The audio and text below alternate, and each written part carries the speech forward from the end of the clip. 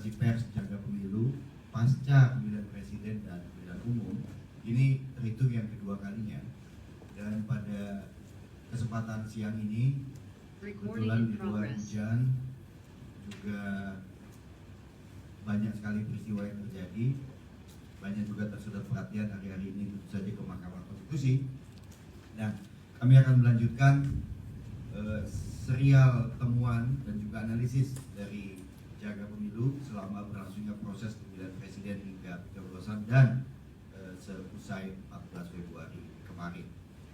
Kali ini kita akan khusus menyoroti mengenai malapraktik dari penyelenggara pemilu.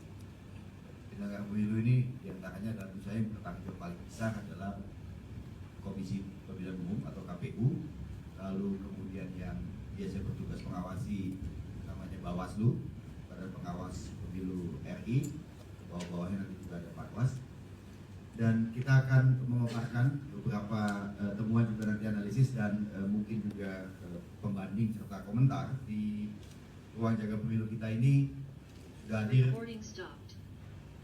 Ketua Eksekutif Jaga Pemilu Ibu Natalia Subagio, kemudian Sekretaris Eksekutifnya Vijani, untuk persoalan divisi hukum ada Bu Rusdi Marpaung, dan di Zoom ada teman kita Ketua Perludem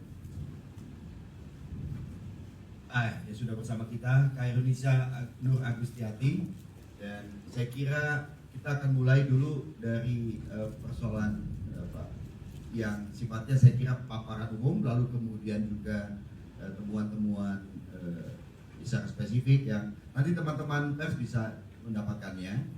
Kawan-kawan di Kuningannya akan membuat laporannya cukup banyak itu, lembar-lembar itu.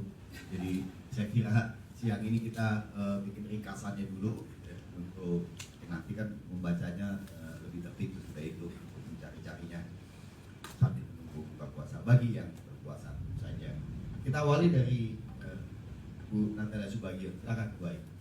Terima kasih Mas Adit. Selamat siang teman-teman dari media, baik yang ada di ruangan ini bersama kami maupun yang ada di dunia maya sana. Tadi seperti yang dikatakan Arif, ini merupakan press con kedua setelah pengumuman resmi KPU pada tahun 2000 lalu. Dan seperti yang dikatakan Arif, fokus dari press conference kali ini adalah pada malapraktik pemilu 2024 yang menurut hemat kami memperlihatkan inkompetensi penyelenggara pemilu. Nah, apa yang dimaksud dengan malapraktik pemilu atau malpractice, bahasa Inggris lebih gampang, itu yang dimaksud dengan malapraktik itu adalah satu, maladministrasi. Contohnya misalnya waktu itu soal pemutahiran data-data di DPD yang tidak akurat, terus perencanaan logistik yang kurang teliti, kelengkapan surat undangan pemilih dan sebagainya. Itu yang pertama. Yang kedua, soal kompetensi penyelenggara, terutama yang status ad hoc itu kurang terlatih. Ada banyak kesalahan prosedural, tata cara pemungutan dan penghitungan suara. Dan yang terakhir yang tidak kalah penting adalah soal tidak netralnya penyelenggara, hingga terjadi dugaan manipulasi. Nah, ini terutama berkaitan dengan perhitungan dan rekap suara. Padahal ini bukan pertama kalinya kita menyelenggarakan pemilu.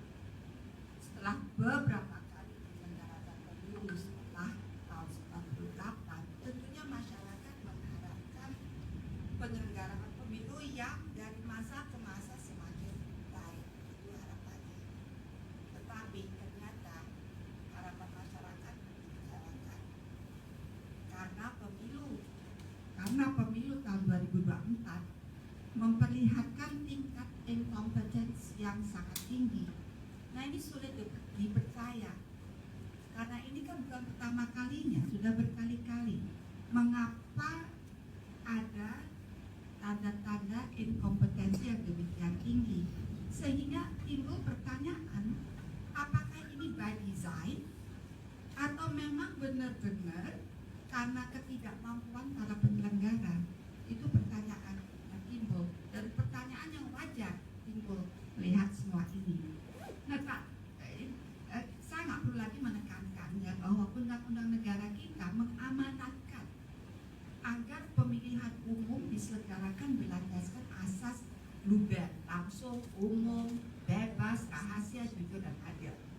Karena pemilu yang berintegritas merupakan, ini saya petik, saya quote ya, syarat mutlak untuk mewujudkan pemimpin negara dan wakil rakyat yang berkualitas, dapat dipercaya, dan dapat menjalankan fungsi kelembagaan legislatif secara optimal. Penyelenggaraan pemilu yang baik dan berkualitas akan meningkatkan derajat kompetensi yang sehat, partisipatif, dan keterwakilan yang makin kuat dan dapat dipertanggungjawabkan. Ini ada di Undang-Undang Dasar kita. Nah, apa yang dimaksud dengan pemilu berintegritas? Pemilu yang berintegritas yang diamanatkan dalam Undang-Undang kita adalah suatu pemilu yang pada setiap tahapnya mengindahkan prinsip-prinsip demokrasi atas hak pilih dan dipilih secara universal dan kesetaraan politik sebagaimana direfleksikan dalam standar internasional, yang dilaksanakan secara profesional, yang tidak memihak dan terbuka pada proses persiapan dan administrasi sesuai dengan tahapan pemilunya. Dengan kata lain ya, prinsip-prinsip pemilu berintegritas adalah pemilu yang menghormati prinsip-prinsip demokrasi elektoral, yang mematuhi etika penyelenggaraan, yang profesional dan akurat, ada jaminan kelembagaan, ada pengawasan dan penegakan hukum, dan tentunya yang terbuka dan akuntabel. Tetapi yang ditemukan oleh jaga pemilu malah sebaliknya, justru sebaliknya. Terakhir kita ketemu minggu lalu ya, jaga pemilu menyatakan bahwa pemilu tahun 2024 adalah pemilu yang tidak berintegritas, diwarnai oleh malapraktik. Nah, pada kesempatan ini kami akan memberi data yang membackup pendapat ini.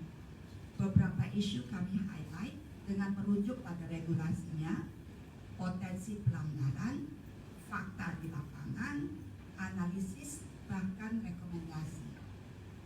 Tujuannya tidak lain tidak bukan adalah agar malapraktik ini bisa dicegah di pemilu-pemilu yang akan datang, apalagi nanti 20 November akan ada pilkada. Dan untuk menyadarkan kita bahwa malapraktik seperti ini tidak dapat diterima dan jangan sampai dianggap sebagai hal yang wajar, dianggap sebagai new normal, karena ini kan bagian dari politik, kan? Biasanya, oh ini kan bagian dari politik. Tidak.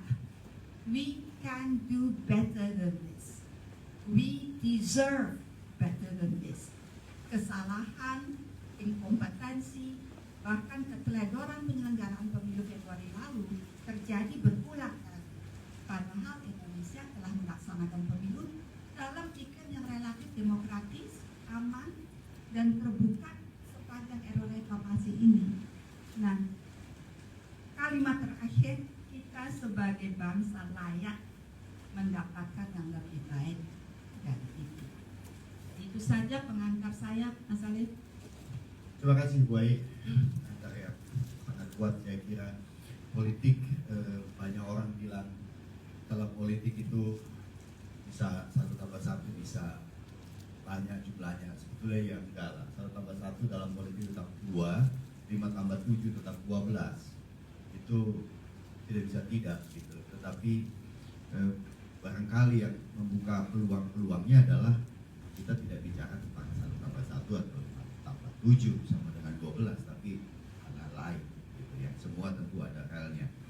Luki Jadi akan memaparkan beberapa temuan yang tadi digarisbawahi oleh Bu Ai, dan temuan-temuan ini kalau kita hari ini menengok misalnya ada perselisihan hasil pemilihan umum di Mahkamah Konstitusi, sudah tergambar juga dalam laporan jaga pemilu dari TPS-TPS yang dipantau misalnya, memang ada dua yang angkanya cukup besar secara persentase, mencapai misalnya 24% ada calon atau maksudnya saksi yang lebih kurangnya gitu ya, nanti angkanya lebih yang menolak tangani misalnya. Jadi potensi sengketa pilpres dan juga pemilu yaitu pileg itu memang cukup besar, setidaknya dari TPS-TPS yang dipantau oleh jaga pemilu. Saya kira silakan Bu Ruki.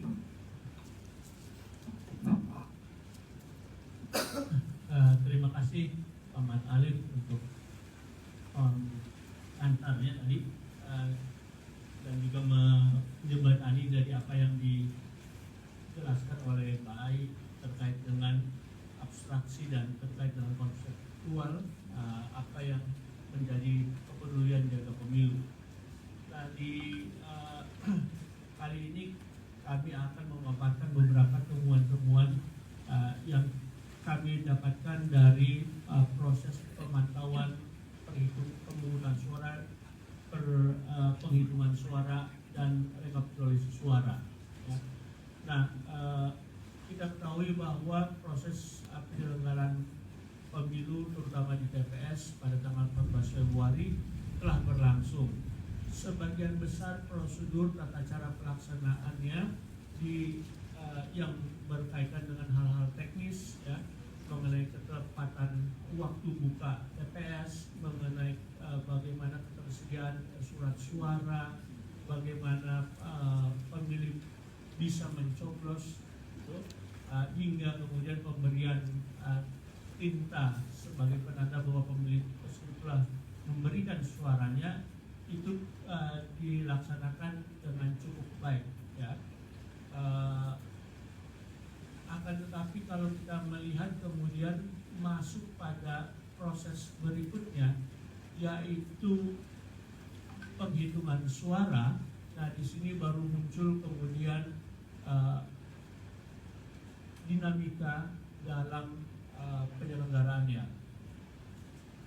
Dari hasil pemantauan yang dilakukan oleh para relawan jaga pemilu ya, kurang lebih ada kurang lebih 2.000 orang yang memantau kurang lebih di 1.700 TPS.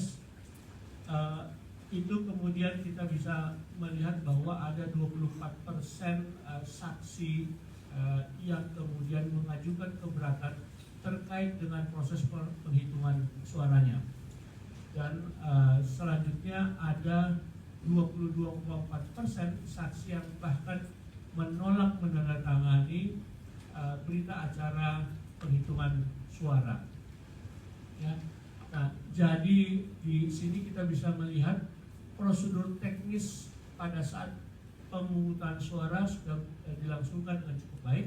Slide awal aja mas, slide awal belum bergerak. Akan tetapi pada saat masuk ke aspek yang sangat krusial yaitu berupa penghitungan suara, di sini kita mulai menemukan beberapa dinamika terkait ganjilan yang muncul.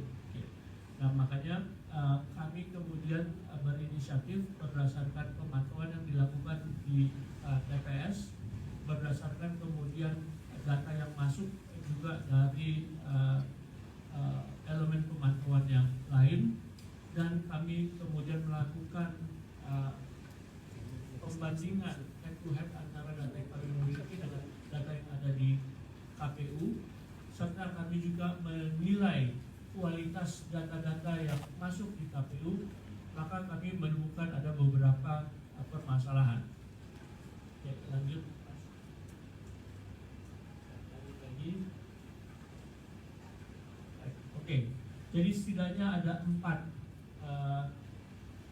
empat temuan terkait dengan inkompetensi dan malapraktek pada pelaksanaan pemilu terkait dengan penghitungan suara. Yang pertama adalah hasil proses penghitungan yang tidak transparan. Yang kedua, kemudian adanya keterlambatan pelaporan pada Sirekap. Yang ketiga, kendala teknis yang dijumpai baik oleh KPPS untuk mengakses Sirekap, ya. dan yang terakhir kendala teknis pada saat mereka harus melakukan entry data di Sirekap. Lanjut. Nah, kita ketahui bahwa pemilu telah pemungutan suara dan penghitungan suara di tingkat TPS itu sudah selesai tanggal 14 Februari. Akan tetapi kemudian pelaporannya yang bersifat elektronik melalui sistem rekapitulasi dari website KPU melalui Sirekap sampai pada tanggal 21 Februari ini yang lalu baru 76,1% data yang masuk di Sirekap. Jadi selang waktu seminggu dari proses pemungutan suara hanya 3/4 data-data dari TPS yang berhasil masuk atau berhasil dikirimkan oleh KPPS ke Sirekap. Dari 76% itu ya hanya kurang dari 65% yang ada kelengkapan ya 3 lampiran form C hasilnya lengkap ya. Sedangkan 11% lainnya itu ada yang hanya melampirkan 2, ada yang bahkan hanya melampirkan 1 lampiran saja. Dan ini kemudian akan berdampak terhadap transparansi dalam proses penyelenggaraan penghitungan suara, dan ini juga akan kemudian membatasi partisipasi publik untuk mengontrol, untuk melihat apakah data-data yang ada di TPS-nya itu sesuai dengan data yang ada di perhitungan suara. Lanjut, Mas. Ya. Jadi kami kemudian juga melihat kemudian kira-kira akurasi rate dan error rate dari data-data yang masuk di KPU ya, di Sirekap. Yang pertama kami lihat dari relawan penjaga KPU ya, dan kami memantau ada sekian ratus ribu TPS untuk melihat kira-kira apakah ada kesesuaian dengan gambar form C hasil yang dikirimkan oleh KPPS dengan entry yang dilakukan di sistem Sirekap. Ternyata rata-rata tingkat akurasinya hanya 91-92%. Nah, jadi masih ada 8% ya, terjadinya ketidakakuratan dari data-data yang masuk. Lanjut, Mas. Nah, kalau kami bandingkan dengan hasil pemantauan di TPS yang dilakukan oleh relawan penjaga pemilu, kurang lebih hasilnya sama, antara 92-93% yang akurat, sisanya 8-7% yang tidak akurat. Kemudian kalau kita bandingkan dengan data yang dikirimkan oleh relawan pejuang pemilu, ya, tingkat akurasinya dari data yang mereka kirimkan sedikit lebih baik, ya, 94-95% akurat, berarti ada 4-5% yang tidak akurat. Nah, ketidakakuratan data ini tentu berkaitan atau berdampak pada penambahan atau pengurangan suara. Nah, lanjut. Nah, di sini kita bisa melihat bahwa terjadi fluktuasi perolehan suara antar paslon. Ya.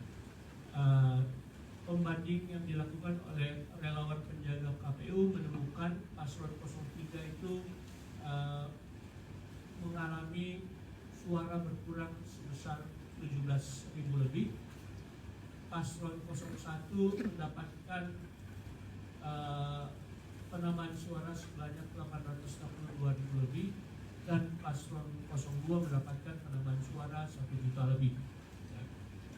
Kemudian kalau kita lihat dari relawan pejuang pemilu, paslon 01 memperoleh pengurangan suara, hampir 1,5 juta atau lebih dari 1,5 juta suara mereka berkurang. Paslon 02 terjadi peningkatan suara 292.000 suara, sedangkan paslon 03 mengalami penurunan kurang lebih 1 juta suara. Hal yang sama juga kita temukan di relawan penjaga pemilu. Nah, perbedaan-perbedaan ini kemudian kami juga coba telusuri lanjut. Ya, berada di daerah mana saja. Jadi ini kawan-kawan media bisa lihat detailnya di daerah-daerah mana saja terjadi fluktuasi atau terjadi perbedaan suara tersebut. Dan tentu saja di daerah-daerah di mana provinsi tersebut banyak pemilihnya, Jabar, Jateng, dan Jatim, fluktuasi suara itu paling tinggi terjadi, ya. Dan ini tentu saja akan sangat berdampak pada perolehan suara masing-masing paslon. Karena diakui secara internasional ya, secara universal. Tujuannya adalah pertama itu menegakkan integritas, kredibilitas penyelenggara dalam hal ini KPU, transparansi penyelenggara dan akuntabilitas pemilu. Yang kedua, mewujudkan pemilu yang demokratis. Yang tiga, memastikan pemilu jurdil dan luber berdasarkan peraturan undang-undang mengenai pemilu. Ya. Nah, dari tujuan itu mungkin kita bisa lihat apa yang disajikan oleh tim pemantauan tadi Luki sudah sampaikan. Dan kalau kita lihat seri diskusi kita atau paparan kita minggu lalu, itu intinya adalah integritas dan malpraktek, ya.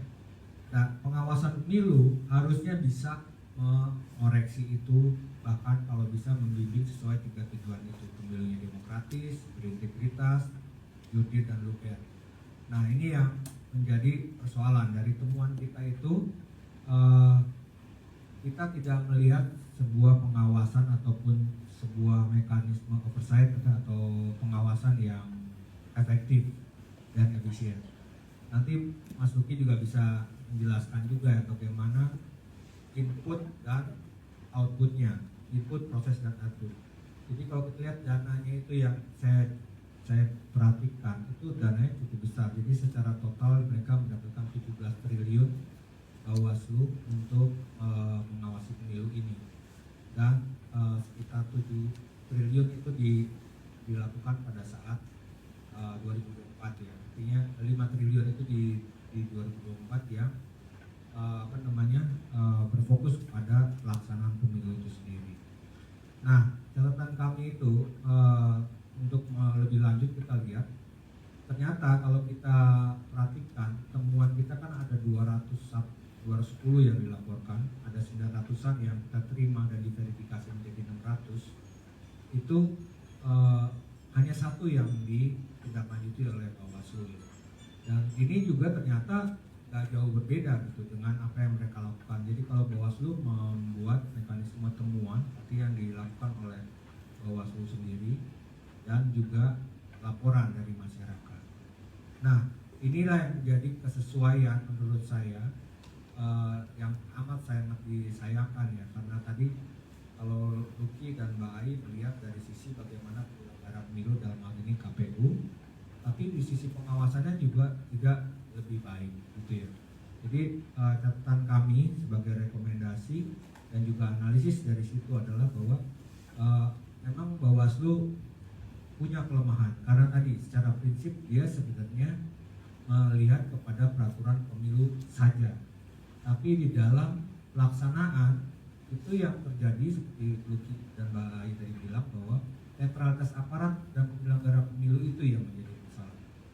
Nah, ada satu perspektif kan di dalam sebuah penjalanan organisasi, yaitu punish dan reward ya, hukuman dan ganjaran. Nah, dari segi hukuman, kalau kita lihat memang untuk netralitas dalam hal ini yang kita lihat kan netralitas aparat dan penyelenggara pemilu, itu sanksinya sangat lemah. Kita bisa lihat misalnya sanksinya kode etik ya kan, ketua KPU berapa kali? 3 kali 4 kali mendapatkan sanksi etik gitu ya, dengan peringatan keras. Tapi kan efeknya nggak ada. Artinya dia bahkan di tengah-tengah pemilu di Sirekap, saya ingat pada waktu dia muncul, KPU minta maaf, masyarakat harus memahami, kita coba memperbaiki. Nah, ini yang menurut saya sebuah kenyataan ya, realitas di mana pemilu kita itu bisa dibilang gagal, dalam arti dia tidak bisa memberikan sebuah mekanisme oversight dan koreksi yang cukup gitu ya, terukur untuk mengarahkan kembali mekanisme itu ke tengah lagi sesuai dengan tujuan tadi itu ya, pemilu berintegritas, demokratis, jurdil. Nah ini yang menjadi catatan kami ya. Memang minggu lalu kami sudah sampaikan ada 2 lini masa sebelum pencoblosan dan setelah pencoblosan. Nah sebelum pencoblosan itu memang nggak banyak, mungkin sekitar 13 laporan. Tapi yang paling banyak 193 laporan itu ada di pencoblosan, setelah pencoblosan sampai penghitungan. Nah itu yang makanya tadi saya bilang, artinya kesesuaian bukan yang positif dalam pengertian kesesuaian yang yang negatif, dalam arti dia tidak mengoreksi apa-apa sehingga hasilnya pun akan buruk gitu loh. Tadi saya bilang inputnya besar, dananya besar, prosesnya kacau, hasilnya rusak. Jadi ini yang jadi catatan bagi kita, rekomendasi kita supaya Bawaslu kembali tidak bisa membuat terobosan baru ya di masa datang, dan untuk melihat catatan kemarin harusnya mereka bisa buat terobosan agar koreksi itu seketika dan bisa mengarahkan.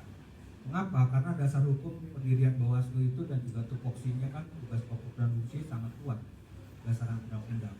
Dalam pengamatan kami dibanding 2019 misalnya, Bawaslu kurang menunjukkan performanya sebagai sebuah institusi yang menggigit. Dia harusnya menjadi macan, tapi dia menjadi macan yang tidak bergigi gitu ya, toothless tiger. Ini yang menjadi catatan kita untuk ke depan 2024. Bawaslu pertama dia harus mampu membuat terobosan, karena tadi sekali lagi bahwa yang kita khawatirkan adalah keterlibatan aparat yang dimana kadang-kadang atau seringkali tidak ada di peraturan pemilu. Nah ini yang menjadi catatan kita ya. Kalau memang begini pasti akan pemilu berikutnya misalnya pilkada Mbak itu akan set to be fail, karena dia selama itu tidak dikoreksi maka persoalan netralitas aparat ini akan terjadi. Nah kita melihat dari berbagai macam pernyataan KPU maupun Bawaslu juga yang diduga melakukan pelanggaran itu umumnya mengatakan bahwa kami minta maaf, menyesal, tapi tidak ada perubahan.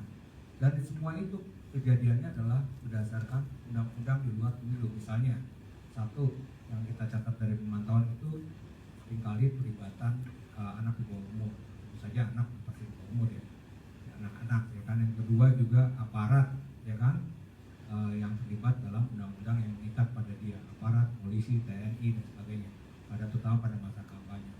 Nah kemudian penyelenggara pemilu. Jadi harus ada terobosan juga untuk bisa setidaknya punya perspektif bahwa jalannya pemilu tidak baik-baik saja. Itulah tugas Bawaslu.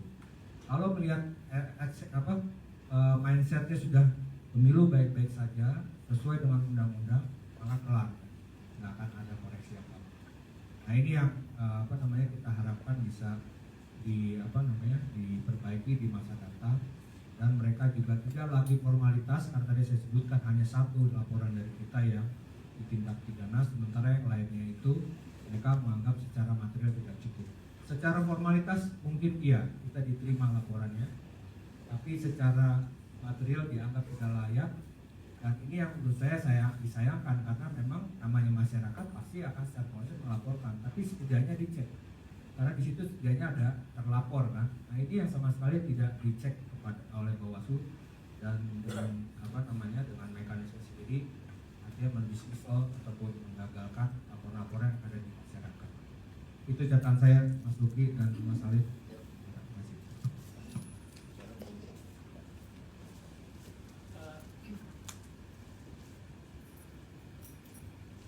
Jadi dari serangkaian data temuan jaga pemilu yang kami laporkan kepada publik, kita bisa melihat bahwa inkompetensi penyelenggara negara terutama terkait dengan aspek yang sangat krusial, yaitu penghitungan suara dan juga kemudian proses rekapitulasi suara ini masih bermasalah ya. Nah permasalahan ini tentu saja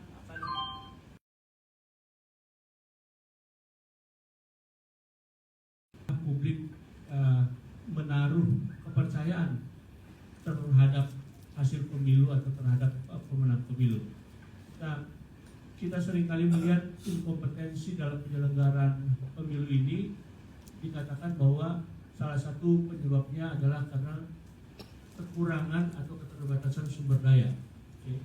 Akan tetapi kalau kita lihat ya, dan kita bandingkan anggaran yang dimiliki oleh KPU dan Bawaslu pemilu 2019 dibandingkan pemilu 2024, rata-rata mereka mengalami peningkatan antara 30%, ya. Jadi anggarannya meningkat 30%. Jadi kita bisa bandingkan anggaran KPU untuk pemilu 2019, ya, pelaksanaan pemilu 2019, baik dalam anggaran 2018 dan 2019 itu jumlahnya 38,3 triliun. Sedangkan untuk pelaksanaan pemilu 2024 tahun anggaran 2023 dan 2024 adalah 48,6 triliun. Berarti meningkat hampir 30%. Di lain pihak, Bawaslu anggaran untuk penyelenggaraan pemilu tahun 2019 itu 15,1 triliun, dan untuk penyelenggaraan pemilu 2024 ini anggarannya menjadi 18 triliun. Sama, kurang lebih meningkat 30%. Jadi seharusnya kendala-kendala yang diakibatkan karena kekurangan biaya, kekurangan anggaran ini tidak bisa menjadi alasan lagi. Jadi inkompetensi, kapasitas dari penyelenggara pemilu tidak bisa disalahkan karena anggaran yang terbatas. Ya. Dan kalau kita lihat pemilu 2024 sebenarnya adalah pengulangan pemilu 2019, ya, di mana semua format, ya, dan juga sistem pemilunya sama persis, tidak ada perubahan. Ya, pemilu 2019 dan 2024 setiap warga negara kecuali yang ada domisili di DKI Jakarta memilih 5 calon, ya, mulai dari DPRD tingkat kabupaten kota sampai presiden. Ya, jadi lantas apa yang menyebabkan malah praktek ini terjadi berulang?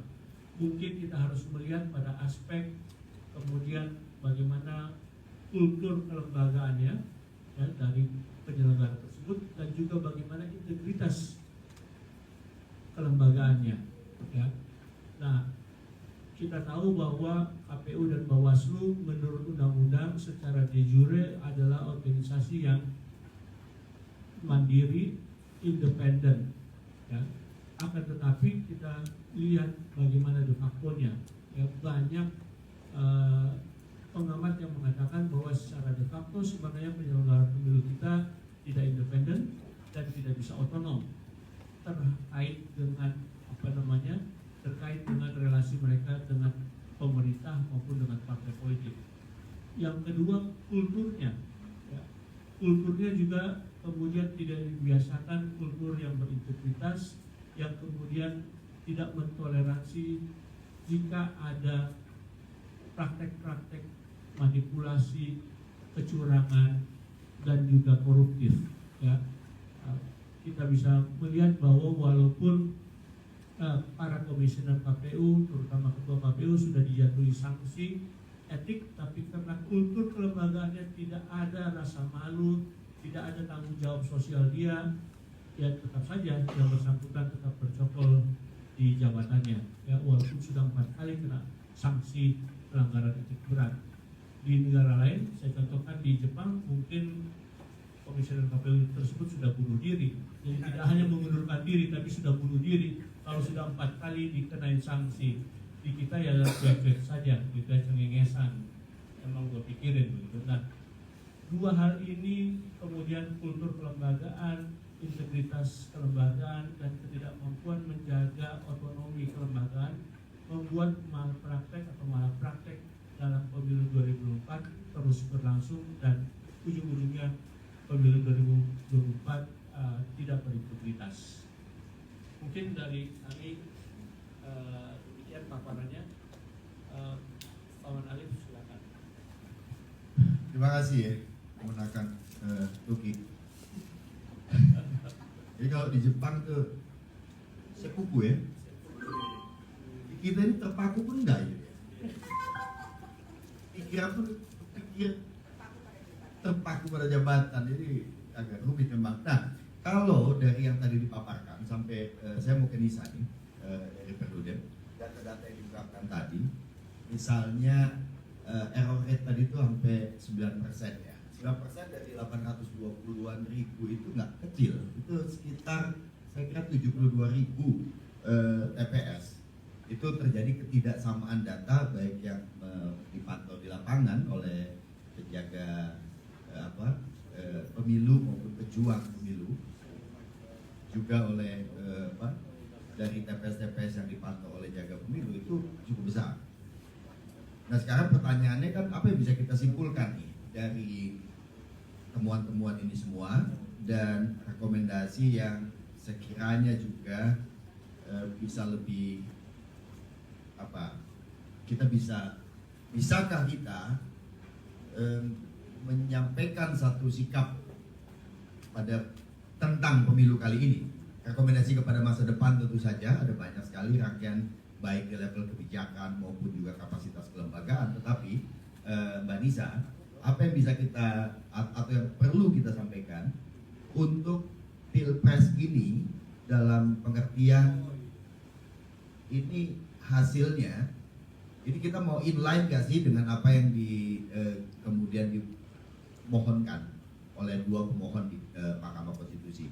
Kan 1 dan 3 ini memohon agar ada pemungutan suara ulang, ada yang mengistilahkan sebagai pemilu ulang. Bisa di-inline-kan nggak dengan dua hal itu? Silakan bisa. Ya, terima kasih Mas Ali. Suara saya terdengar, Mas? Clear, sangat jelas tadi. Oke, baik. Selamat siang, Ibu Bapak, rekan-rekan semuanya, Mbak Ai, Mas Luki, Mbak Kusdi. Pertama terima kasih saya sudah diundang di diskusi siang hari ini dan mohon maaf saya tidak bisa hadir secara langsung di sana. Nah, menyambung apa yang tadi sudah disampaikan oleh Mbak Ai, Mas Luki, dan Bang Rusdi, sepenuhnya saya sepakat memang kalau mau dikatakan bahwa ada malpraktik pemilu, saya rasa memang iya ya rasanya ya. Kalau kita merujuk pada beberapa referensi, malpraktik pemilu itu kan bisa dikatakan sebagai sebuah tindakan bahkan pelanggaran gitu ya terhadap integritas pemilu. Ya tentu bisa saja tidak sengaja gitu ya, tapi apa yang kita bicarakan hari ini kan nampaknya ini bukan sebuah ketidaksengajaan gitu ya. Kalau ketidaksengajaan mungkin kita temukan di level-level yang sangat di ad hoc gitu ya, yang di level yang paling bawahnya gitu ya, misalnya di TPS-nya salah tulis gitu ya, salah input, mungkin ada ketidaksengajaan itu karena petugas pun juga sudah sangat kelelahan. Nah tapi kalau melihat apa yang terjadi pada hari ini sebetulnya itu kan semacam ada sesuatu yang sifatnya mungkin lebih luas lagi gitu ya, kalau kita tidak mau katakan itu sebagai sesuatu hal yang sistematis. Nah kalau kita kategorikan sebagai bentuk-bentuk malpraktek pemilu kan bisa jadi bentuk pelanggaran atau manipulasi ini bisa terjadi pada sisi regulasinya, bisa terjadi pada manipulasi terhadap pilihan dari pemilihnya, termasuk juga manipulasi terhadap proses administrasi atau tahapan pemilunya. Nah kalau kita lihat satu-satu, misalnya pada sisi regulasinya, memang undang-undang pemilu kali ini itu pun masih sama dengan pemilu 2019 yang lalu, pakai kerangka hukum yang sama. Tentu memang ada perubahan gitu ya di satu dua hal, tapi secara umum kerangka hukumnya sama, sistem yang digunakan sama. Kita bisa katakan ya ini sama sebetulnya, tidak ada perubahan yang signifikan dengan 2019 yang lalu. Nah tapi perubahan-perubahan itu justru munculnya di level regulasi yang sifatnya lebih teknis, di peraturan-peraturan KPU-nya misalnya. Ya misalnya kita tahu ya soal pencalonan mantan terpidana, kebijakan afirmasi, atau bahkan misalnya PKPU sendiri yang tidak direvisi pada tahapan pencalonan misalnya. Nah itu kan ada bisa kita masukkan dalam kategori malpraktik pemilu. Nah lalu terhadap pilihan pemilih. Nah saya rasa kita melihat pemilu ini kan tidak hanya dalam angka-angka saja gitu ya. Misalnya kita lihat hari ini sudah muncul angka-angkanya berapa yang diperoleh oleh masing-masing pasangan calon presiden wakil presiden, berapa yang diperoleh oleh partai politik. Nah, tapi pada hari ini saya rasa kita pun perlu juga mempertanyakan apa yang terjadi begitu ya, sehingga bisa mencapai angka-angka tersebut. Dan ini sekarang saya rasa dalam waktu seminggu ke depan adalah ruang pembuktiannya yang dilakukan di Mahkamah Konstitusi. Hari ini sedang dilakukan pembuktian oleh pasangan 01, besok 03. Nah, ini kan kemudian akan menunjukkan angka-angka itu apakah angka-angka yang genuine atau tidak. Dan harapannya Mahkamah Konstitusi tidak hanya melihat pada angka-angkanya saja gitu ya, perolehan angka-angka dari setiap pasangan calon ataupun partai politik yang ada, karena kita perlu dengan segala peristiwa yang terjadi sebelum pemilu, rasanya kan angka-angka itu bisa muncul ya karena ada rangkaian-rangkaian tadi tuh. Misalnya kita sebut saja yang tadi juga disebutkan, misalnya dalam persidangan di Mahkamah Konstitusi yang diangkat juga misalnya soal politisasi bansos itu terjadi gitu ya pada proses penyelenggaraan pemilu kali ini. Dan yang berikutnya adalah manipulasi terhadap proses administrasi atau tahapan pemilunya. Nah, kita semua kan kemudian mempertanyakan, tadi juga sudah sempat disinggung, akan kemana sebetulnya penyelenggaraan pemilu kita ketika pimpinan dari KPU-nya sendiri sudah mendapatkan sanksi etik lebih dari 1 kali. Dan itu bukan hanya sekedar teguran, tapi peringatan keras terakhir gitu ya. Peringatan keras terakhir, yang namanya peringatan keras, kalau ada kata terakhir kan ya harusnya sudah ending gitu ya, sudah selesai gitu ya. Tapi ini peringatan keras terakhirnya pun berjilid-jilid gitu ya. Tentu saya rasa wajar kalau kita mempertanyakan terkait dengan profesionalisme penyelenggara pemilu itu sendiri. Misalnya dari bagaimana cara mereka mengelola untuk hari hanya saja, misalnya untuk hari pemungutan suaranya saja misalnya. Banyak petugas di level TPS misalnya yang juga merasa kebingungan gitu ya, ini bagaimana cara bekerjanya, karena BIMTEK-nya juga tidak dilakukan secara maksimal. Misalnya tadi dikaitkan dengan Sirekap, tentu ada BIMTEK untuk petugas KPPS ada, tapi yang spesifik menggunakan Sirekapnya tidak ada tuh yang secara spesifik BIMTEK menggunakan Sirekapnya gitu ya. Bagaimana loginnya, bagaimana kalau nggak bisa difoto, bagaimana kalau hasilnya beda.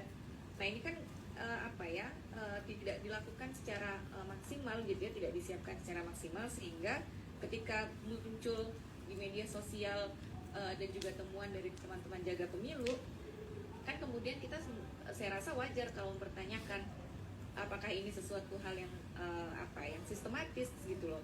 Karena tadi ada data yang nggak sinkron misalnya, datanya nggak bisa petugas Sirekap itu yang di TPS kalau menemukan data yang berbeda tuh nggak bisa merevisi gitu misalnya.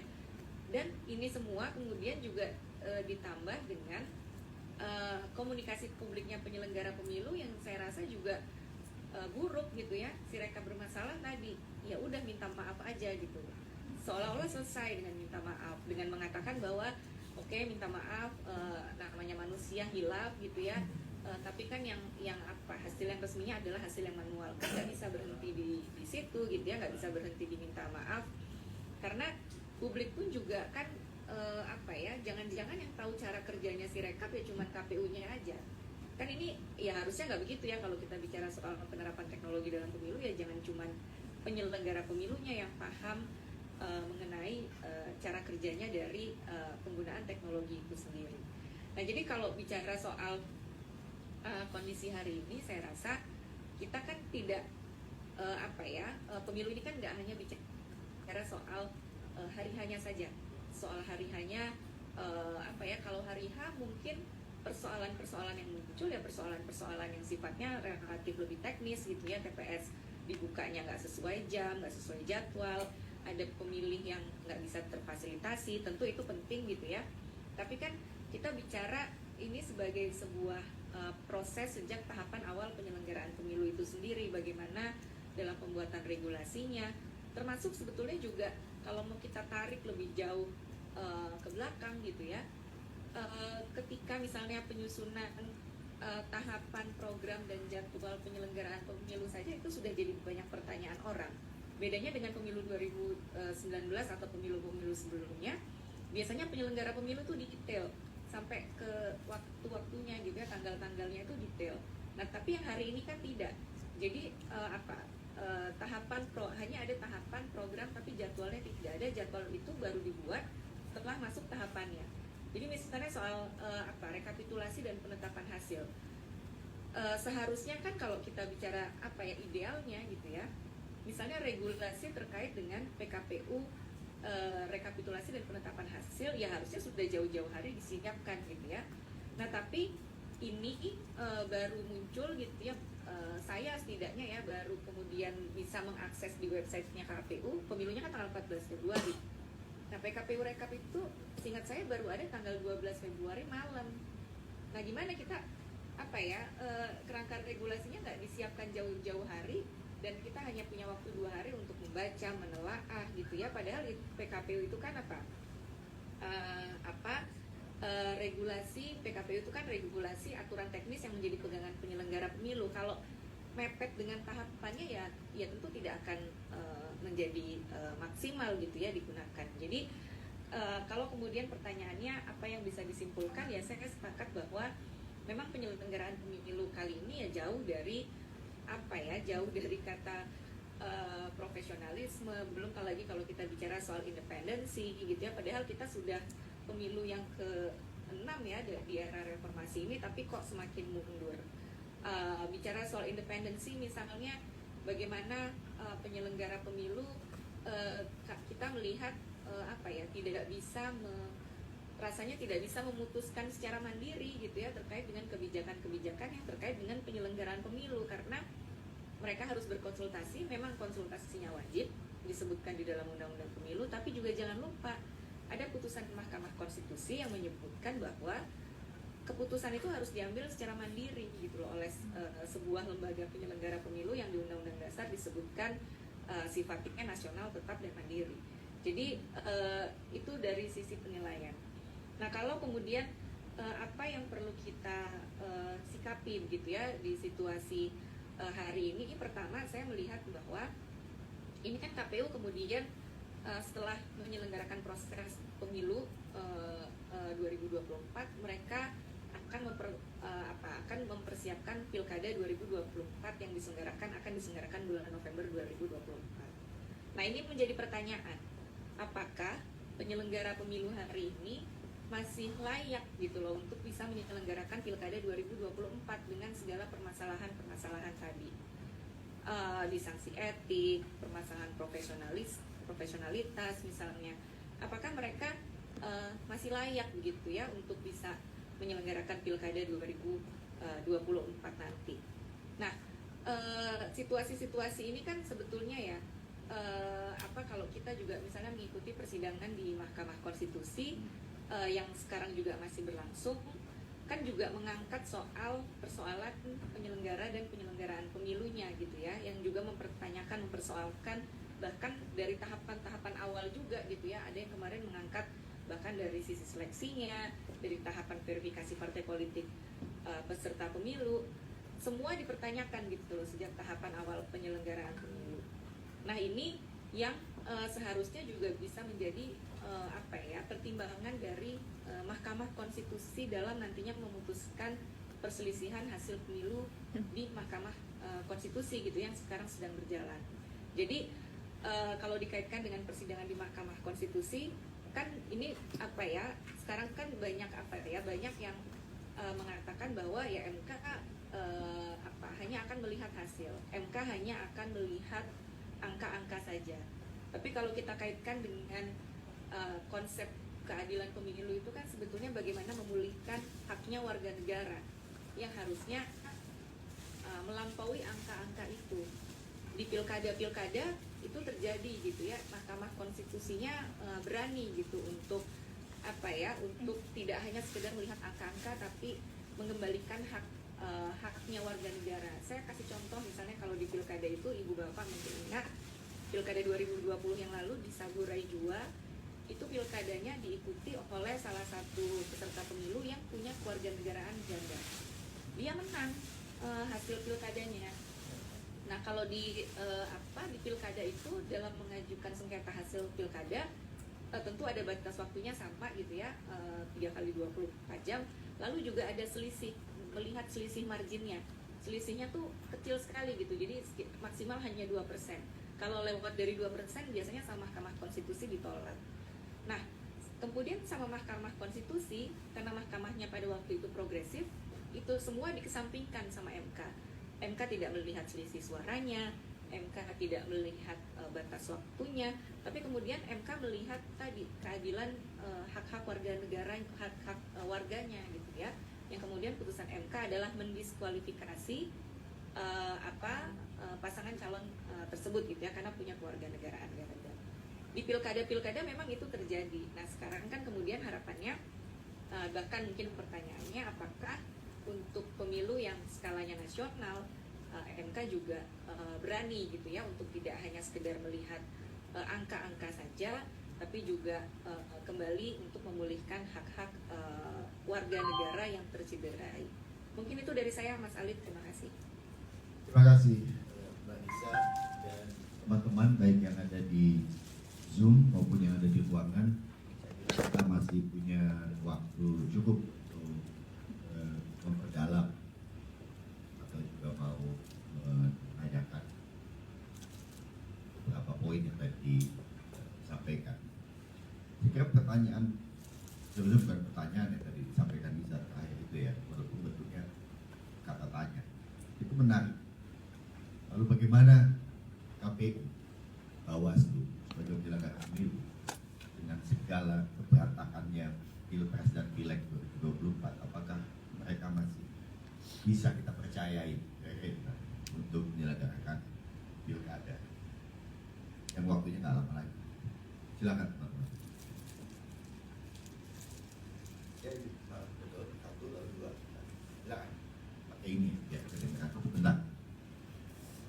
Biar dekat teman-teman yang di sini. Selamat siang Bapak Ibu, perkenalkan saya Ainur dari Kumparan.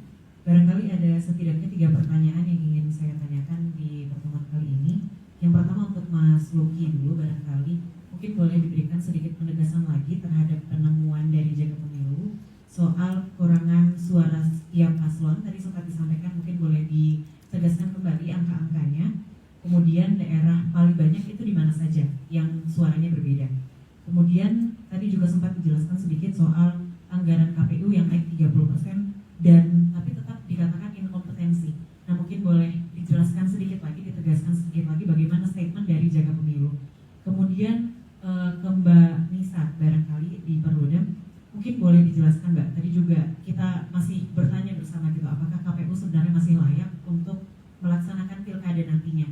Kalau memang tidak bisa diubah gitu regulasinya dan segala macam, dan KPU tetap harus melaksanakan, apa saja yang sebenarnya jadi catatan penting untuk pemilu di pilkada nantinya. Mungkin dari saya cukup, terima kasih. Lanjut, dua ke Luki, satu Nisa ya. Selamat siang, saya Ahmad dari Tribunnews ingin bertanya kepada Mbak Nisa Borudem mengenai peralatan pilkada November mendatang. Salah satu yang menjadi polemik di pemilu serentak ini kan salah satunya kan bansos. Nah, ini saya ingin bertanya kepada Mbak Nisa, KPK mendorong agar adanya peraturan 2 bulan sebelum pilkada serentak itu ada peraturan larangan pembagian bansos, Mbak. Nah, dari periode itu gimana melihat hal itu, Mbak? Terima kasih.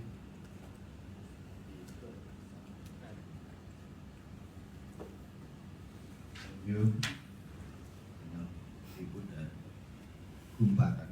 Kedua ke Luki dulu ya, silakan.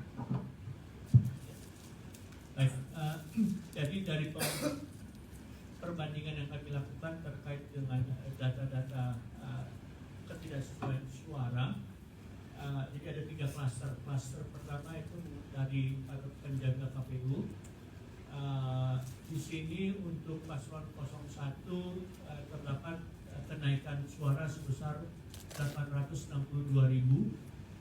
Kemudian paslon 02 ada kenaikan suara sebesar 1.032.000. sedangkan paslon 3 terjadi penurunan suara sebesar 17.300 suara. Oke. Dari klaster berikutnya yaitu dari pejuang pemilu, untuk paslon 1 terjadi pengurangan suara sebesar 574.000 suara. Paslon 2 mengalami peningkatan 296.000 suara, sedangkan untuk paslon 3 terjadi penurunan kurang lebih 1.000 suara. Ya. Terakhir dari klaster relawan penjaga pemilu, untuk paslon 01 terjadi pengurangan 5.700 suara. Paslon kedua terjadi pengurangan 213.000 suara, dan paslon 3 mengalami pengurangan 47.900 suara. Temuan dari masing-masing klaster ini berbeda-beda. Akan tetapi kalau kita lihat tadi ditanyakan daerah mana saja, secara konsisten 3 provinsi tergebuk di Jawa, Jabar, Jateng, Jatim adalah tempat paling besar terjadinya fluktuasi suara tersebut. Selanjutnya terjadi di DKI Jakarta, terjadi fluktuasi, dan tentu saja provinsi berikutnya yang banyak yaitu di setelah DKI Jakarta terjadi di Sumatera Barat, juga terjadi kenaikan atau perubahan perolehan suara, dan masing-masing antara klaster tadi memang berbeda-beda daerah-daerah atau wilayahnya, ya, akan tetapi 3 besarnya tetap di Jawa Barat, Jawa Tengah, dan Jawa Timur. Soal anggaran, ya, baik KPU dan Bawaslu mengalami peningkatan anggaran antara 27 sampai 31%, ya. Dan kita bisa lihat bahwa kekurangan anggaran atau sumber daya ini tidak bisa lagi dijadikan alasan bahwa mereka kemudian terkendala dalam penyelenggaraan pemilu, terkendala dalam kemudian pemberian insentif honorarium kepada para penyelenggara pemilu, ya, ataupun kekurangan peralatan-peralatan bantu untuk penyelenggara pemilu, karena justru jumlahnya meningkat rata-rata 30% dibandingkan pemilu 2019. Nah, inkompetensi ini terjadi melulu karena memang kultur kelembagaannya yang tidak terbangun, ya. Dan yang kedua, ketidakmampuan menjaga independensi, otonomi terkait pihak-pihak yang kemudian terlibat atau menjadi peserta pemilu, ya. Nah, ada satu lagi catatan bahwa dan berkaitan dengan otonomi ini, pihak yang seharusnya mengawasi yaitu Komisi 2 di DPR RI juga kelihatannya tidak menjalankan fungsinya secara optimal untuk mengawasi Bawaslu, ya. Karena kedua organisasi ini kemudian harusnya secara berkala, secara audit, berkoordinasi dan kemudian diawasi oleh Komisi 2 DPR RI. Yang aspek lainnya adalah aspek integritas lembaganya. Jadi lembaga dari penyelenggara pemilu ini ada di dalam ekosistem birokrasi kita yang kita tahu juga lemah aspek integritasnya, sehingga tidak bisa kita lihat kemudian birokrasi yang ada di penyelenggara yaitu KPU dan Bawaslu merupakan anomali, karena kultur birokrasi secara umum di Indonesia ya demikian adanya, ya. Nah, jadi dua aspek ini yang justru mempengaruhi kemudian kenapa terjadi malah praktek dalam penyelenggaraan pemilu di 2024 ini. Bahaya. Jadi kita juga harus perhatikan bahwa DKPP dalam hal ini, nampaknya keputusan-keputusan yang dikeluarkan oleh DKPP itu pun tidak diindahkan oleh KPU, khususnya tentang kurang pelanggaran etik. Jadi ini akan sangat disesalkan. Terus catatan mengenai pilkada yang kami khawatirkan apabila pelajaran-pelajaran yang kita petik dari pengalaman itu tidak ditanggapi atau tidak diperbaiki, kekhawatirannya itu adalah bahwa ketidakpuasan masyarakat di tingkat lokal itu akan lebih mudah terbakar karena isu-isu meletup, karena isu-isu yang diangkat di pilkada itu adalah pada umumnya isu-isu yang sangat lokal, yang sangat mengena kepentingan warga setempat.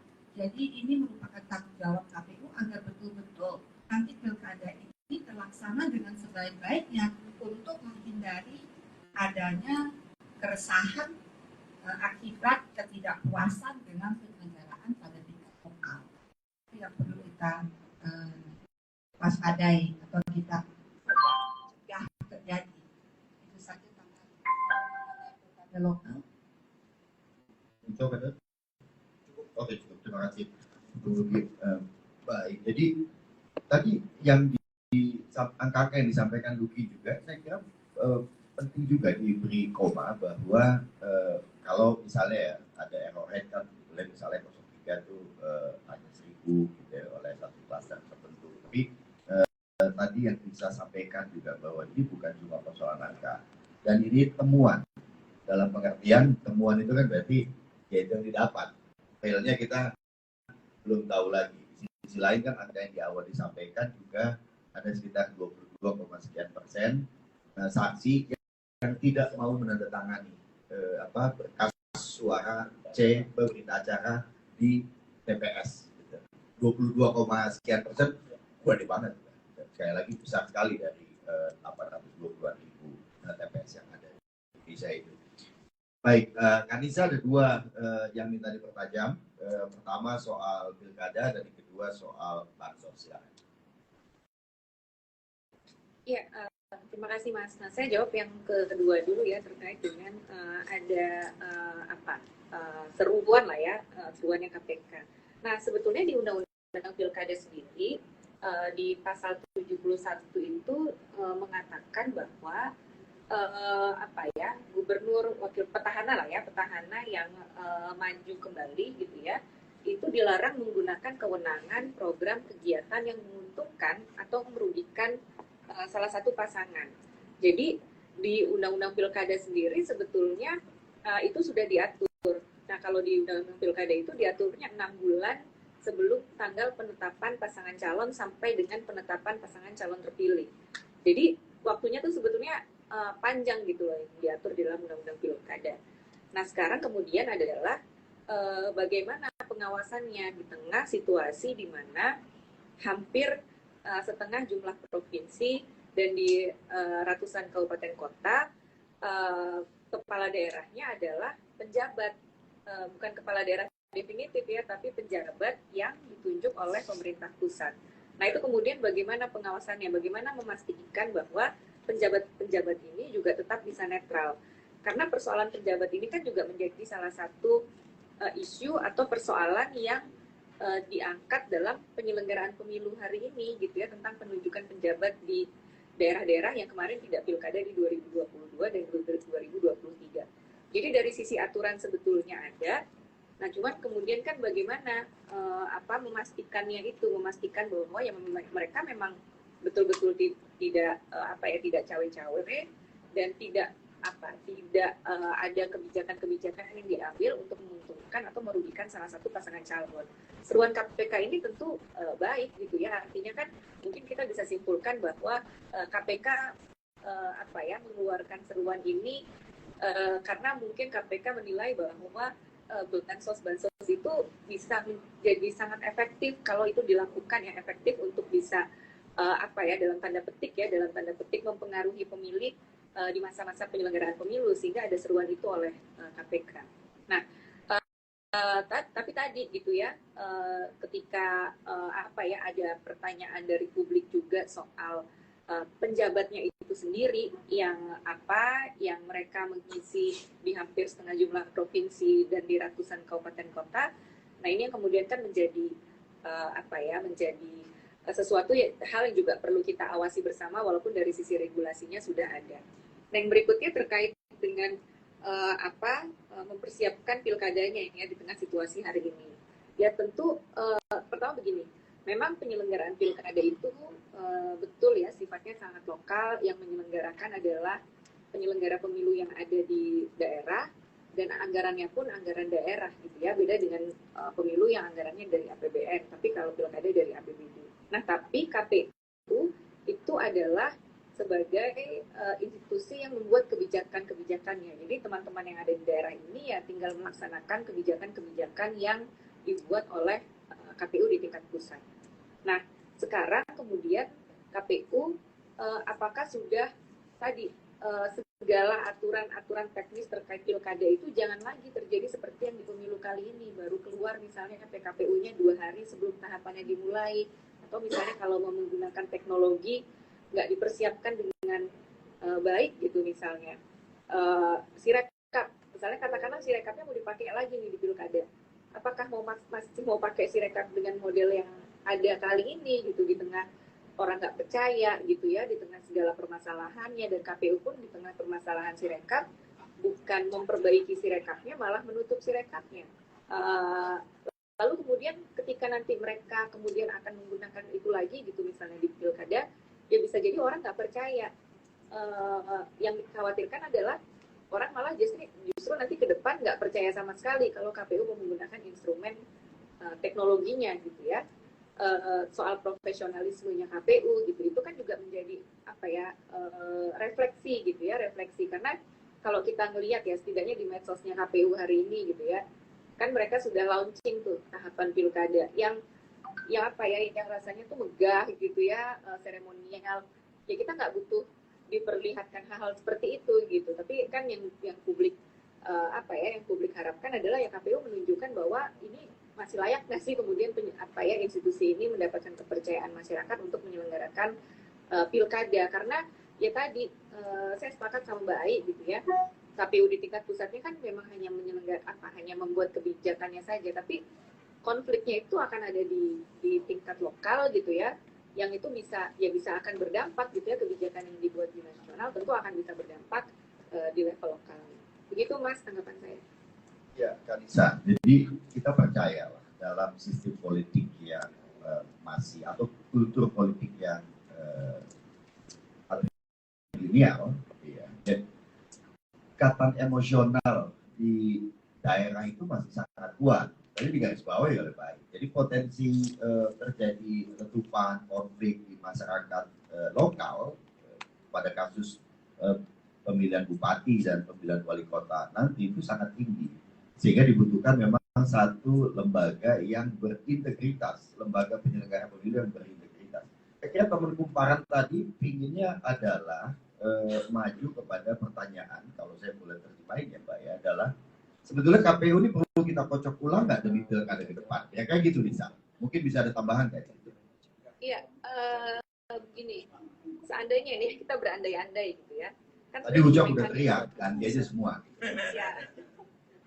Ya, jadi gini, mekanisme penggantian penyelenggara pemilu itu kan memang sudah ada satu rangkaian dalam proses seleksinya. Katakanlah gitu ya, misalnya ya, sekarang yang ada ini dinilai tidak layak diberhentikan gitu. Kan sudah ada list PAW-nya sebetulnya Mas. Jadi kita nggak perlu, nanti harus seleksi lagi penyelenggara pemilu, nggak perlu. Karena daftar PAW-nya ada, nanti tinggal naik aja gitu loh. Kan ini ada 7 ya, kemarin kan yang diserahkan ke DPR itu ada 14 untuk KPU diserahkan ke DPR, 10 Bawaslu. Jadi kalau yang berhalangan ya nomor 8 sampai 14-nya yang akan naik. Kalaupun gitu misalnya sampai pada situasi nggak ada sama sekali nih misalnya gitu ya, karena kita tahu misalnya dari beberapa PAW ini ada yang sudah masuk partai politik, ada yang sudah meninggal dunia gitu ya. Misalnya katakanlah orangnya nggak ada. Undang-undang pemilu itu menyebutkan itu bisa, penyelenggaraan pemilu itu bisa diselenggarakan oleh kesekretariatannya. Jadi nggak ada kekosongan sebetulnya, Mas Alif ya.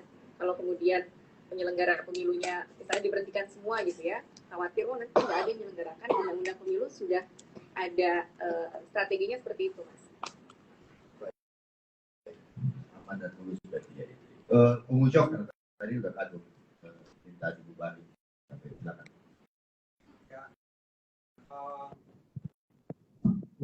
Catatan saya memang mendesak ya.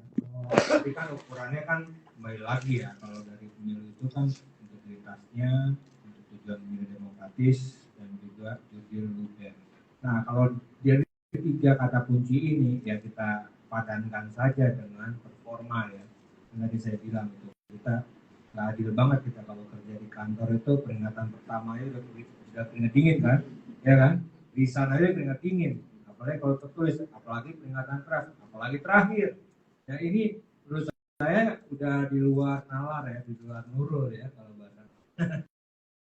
Di luar nurul ini. Artinya menurut saya para pemangku kepentingan terutama DPR harusnya juga itu kembali kan tugas DPR juga oversight kegiatan pemerintah dalam hal ini karena mereka harusnya punya kepentingan untuk menciptakan tiga hal tadi, pemilu demokratis dan berkualitas, ya kan, yang berintegritas dan jurdil luber itu yang gitu. Dan menurut saya sudah sangat layak itu kalau dipikirkan untuk opsi review atau mengganti kalau perlu, karena memang bukan tugas kode etik kan, DKPP ya, bukan tugas DKPP untuk soal itu. Di MK pun juga begitu. Jadi ini kita punya wabah ya sebenarnya, bukan wabah ya Pak, suatu penyakit baru di 2023 di mana kesalahan-kesalahan etik mendasar itu dibiarkan aja gitu. Di mana kalau kita nih orang biasa itu udah sangat parah, ya kan? Kita lihat jurnalis juga tahu lah kalau di kantor masing-masing.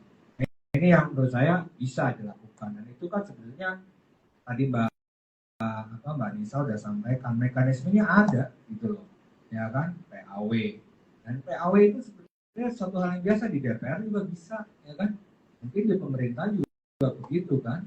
Tapi kalau misalnya eksekutif nomor satunya kalangan atau yang tidak cakap atau tidak bisa dibayar nomor 2, 3 dan seterusnya gitu. Itu yang menurut saya catatan, karena apa kalau enggak ya mungkin bisnis as usual masalah itu kan. Jadi kan artinya ya udah dianggap itu aja, atau sebaliknya memang diciptakan untuk gagal gitu. Jadi ini yang saya selalu sampaikan di berbagai hukum. Dari segi hukum itu kan sebenarnya hukum kan jelas, ya kan, rule of the game-nya jelas. Tapi kenapa ini bisa mandek gitu loh? Ini yang salah mengatakan bahwa oke deh, cepat aja deh, yang penting udah ada deh, ya kan, semua diselesaikan. Nah itu makanya saya selalu bilang pemilu damai itu pemilu damai 86 maksudnya ya, bilang cincai itu nggak boleh, menurut saya itu tidak bagus lah buat untuk kualitas. Makanya kan saya bilang kalau pemilu itu pemilu berkualitas, demokrasi berkualitas, dan Indonesia-nya berkualitas. Kalau pemilunya seperti ini ya tinggal tunggu waktu aja, lihat kan itu kan udah kelihatan ya kan, 271 triliun ya kan, di tambang ya kan. Jadi itu kan karena kebiasaan kita sebagai berbangsa itu mengabaikan hukum gitu. Semuanya adalah politik, ada panglima. Damai adalah panglima, tapi damainya bukan damai peaceful, tapi damai 86 cincai gitu. Itu sih catatan saya. Terima kasih di ujung mungkin untuk ini ada lagi nggak teman-teman? Nggak ya. Kita closing statement baik, kemudian Mbak Nisa ya. Saya kira ada sebelum itu ya, penting diingat teman-teman atau perlu dicatat, kita punya beberapa poin yang sangat menarik siang ini. Yang terakhir tadi adalah keraguan jaga pemilu dan juga lembaga-lembaga yang bergerak di kepemiluan terhadap kondisi KPU, kapasitas KPU untuk menyelenggarakan pemilihan kepala daerah yang akan berlangsung bulan November mendatang. Prosesnya KPU dan Bawaslu yang prosesnya kan sudah mulai 2 bulan lagi ke depan. Nah, di sisi lain ada poin yang menarik lainnya adalah bagaimana agar Mahkamah Konstitusi mampu memperdalam esensi atau substansi dari problem-problem pemilihan presiden dan pemilihan legislatif yang berlangsung kemarin, tidak hanya semata-mata mempersoalkan pada selisih hasil. Beberapa hal perlu disoroti. Yang pertama tentu saja adalah penyelenggara pemilunya yang inkompeten, penyelenggara pemilu yang integritas, tidak memiliki integritas, artinya tidak jujur. Dengan kata lain sebetulnya ya culas, bahasa gampangnya gitu. Jadi itu di problem kelembagaan. Yang kedua sebetulnya juga adalah hal-hal yang sudah diangkat oleh banyak pihak termasuk teman-teman media, yaitu mobilisasi yang dilakukan oleh pemerintahan yang sedang berkuasa dengan berbagai modus operandi, apakah itu aparat keamanan, penyelenggara pemerintahan desa, aparatur sipil negara, maupun juga pemberian bantuan-bantuan sosial. Nah, itu yang fokus atau stressing yang sudah didorong juga oleh teman-teman di kelompok masyarakat sipil yang bergerak di masalah kepemiluan. Ada beberapa hal lain tadi, poin-poin yang juga saya kira penting dicatat. Mungkin ke Bu Ai dulu sebagai penutup, kemudian Lisa, silakan. Terima kasih Alif. Sebetulnya sebagai penutup sederhana permintaan saya. Ini tentu kami di Jaga Pemilu sangat berharap bahwa temuan-temuan Jaga Pemilu dan juga organisasi masyarakat yang mengkhususkan diri pada masalah pemiluan ini, saya sangat-sangat berharap bahwa temuan-temuan kita ini dihiraukan, dianggap. Jangan dianggap sebagai ini suara mereka yang kalah, bahwa ini residu seperti itu. Jangan. Ini temuan-temuan kita adalah temuan-temuan yang telah melalui proses yang sangat seksama, yang metodologinya dapat dipertanggungjawabkan. Mohon diperhatikan supaya dapat dipetik pelajaran darinya, supaya kita jangan lagi mengulang hal yang seharusnya diatasi, bukan malah dilanggengkan. Pemilu kita pemungutan suara sudah selesai dan proses dispute settlement sekarang sedang dijalankan. Tetapi sesungguhnya ini belum selesai, karena ini bagian dari proses demokratisasi kita. Dan pemilu adalah langkah sangat penting dalam proses demokratisasi kita. Sehingga ini adalah a work in progress. Yes, 2024 sudah selesai. Banyak pelajaran yang dapat dipetik dari itu. Mari kita sama-sama memperbaiki sistemnya supaya kembali lagi on track. Jadi itu saja harapan saya. Mohon temuan kita dan temuan teman-teman ini diperhatikan dan direnungkan untuk kita bisa maju ke depan dengan semangat dan optimisme yang lebih baik lagi. Itu saja saya kira. Terima kasih Bu Ai. Kak Isan, silakan. Iya, terakhir ya, mungkin ya saya sepakat gitu bahwa pemilu ini sebetulnya belum selesai gitu ya. Ini masih berproses di Mahkamah Konstitusi yang masih perlu kita monitoring bersama-sama juga proses di Mahkamah Konstitusi ini, dan mengingatkan kembali lagi kepada hakim-hakim konstitusi untuk tidak hanya sekedar melihat angka-angka, tapi bagaimana bisa memberikan mengembalikan hak-hak warga yang tercederai. Nah, yang berikutnya dan apa yang sudah terjadi gitu ya di pemilu ini juga jangan kemudian dianggap sudah berlalu gitu. Ini kan justru ini menjadi momentum sebetulnya, momentum kita untuk ya kita demokrasi ini nggak bisa taken for granted gitu loh. Ini harus dirawat semuanya dari segala penjuru mulai dari penyelenggara pemilunya bahkan sampai ke masyarakatnya, ini PR-nya memang besar sekali pasca 2024 ini gitu ya, menghadapi ke depan akan seperti apa, tantangannya menjadi luar biasa besar, tapi ini yang kemudian menjadi momentum kita bersama ya, saya rasa untuk semakin memperkuat kondisi demokrasi kita. Itu aja dari saya, Mas Alif. Terima kasih, Kanisa. Kalau kita mengabaikan ya, apa yang ditemukan oleh kita semua warga masyarakat sipil, sebenarnya kita akan meneruskan lagi pengabaian yang tadi disampaikan oleh Bu Rusdi, pengabaian terhadap etika, dan akibatnya yang kita takutkan adalah bahwa orang akan kehilangan kepercayaan kepada sistem yang sudah sama-sama kita pilih, yaitu cara bernegara dan cara menjalankan pemerintahan melalui demokrasi. Kegawatan ini saya kira yang perlu kita cegah sama-sama, dan itulah jaga pemilu, kemudian juga lembaga-lembaga pengawas, pemantau, pemerhati masalah pemilu ini yang berulang-ulang kali menyampaikan bukan saja temuan tapi juga seruan-seruannya.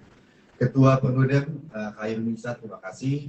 Divisi Hukum Jaga Pemilu Rusdi Maklaum, Sekretaris Eksekutif Jaga Pemilu Luki Jani, dan Ketua Eksekutif Natalia Subandrio. Terima kasih juga untuk teman-teman media atas kerjasamanya. Kita bertemu lagi pada sesi berikutnya. Salam.